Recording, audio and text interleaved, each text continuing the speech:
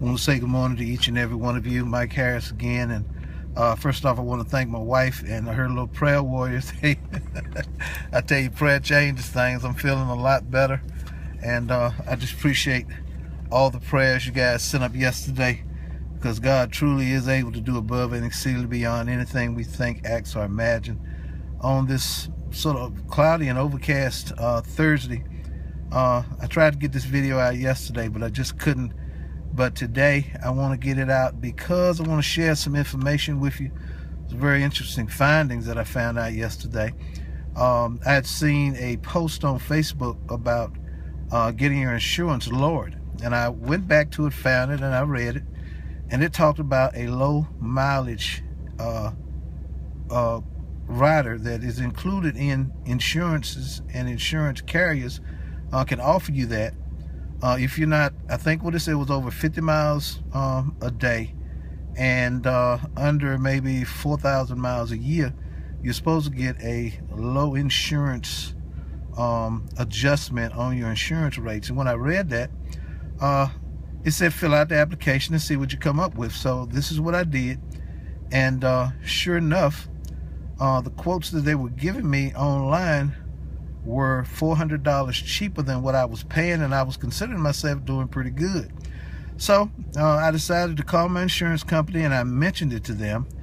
And I mentioned that I might be changing carriers, but I wanted to come to them first.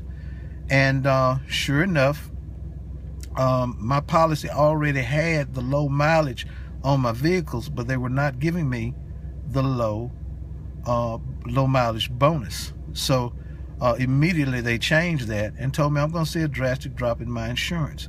And the reason I'm sharing that with you is that you might need to do the exact same thing that I'm doing, because you may be able to get a great low rate if you're not driving over 4,000 miles a year. If you're just driving locally, you know you're not going over, because the insurance companies will do a time-to-time spot check. But if you know you're not doing that, listen, call your insurance company, explain to them that you're trying to get a lower rate, and if they can't do it for you, there are other companies who can. Geico gave me an outstanding rate, but when I went to my carrier, they promised me they were going to do pretty much the same, so we're going to see. So I wanted to share that. And the other thing is, I was looking at the news early yesterday morning, and it just really bothers me so bad that our government officials are doing everything they can, and there are those behind the lines, people that we vote for and all that kind of stuff, doing everything they can to cut Medicaid, Medicare, food stamp programs, all of the things that help poor people and low to moderate income people. These are the programs and the things that they need to live in this country. Many of them are being classified as deadbeats, lazy people, which is not the case. I think all of us know that. And I just feel like it's time for the American people to stand up and say, listen guys, enough's enough. These things are helping our parents, they're helping our grandparents, they're helping our children, they're helping our neighbors, they're helping our families. And you know what?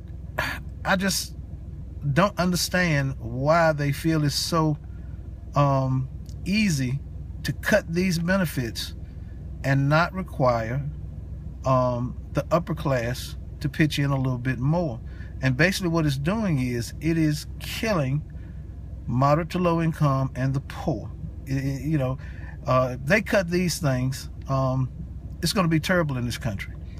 The other amazing thing is these same politicians fight against the minimum wage.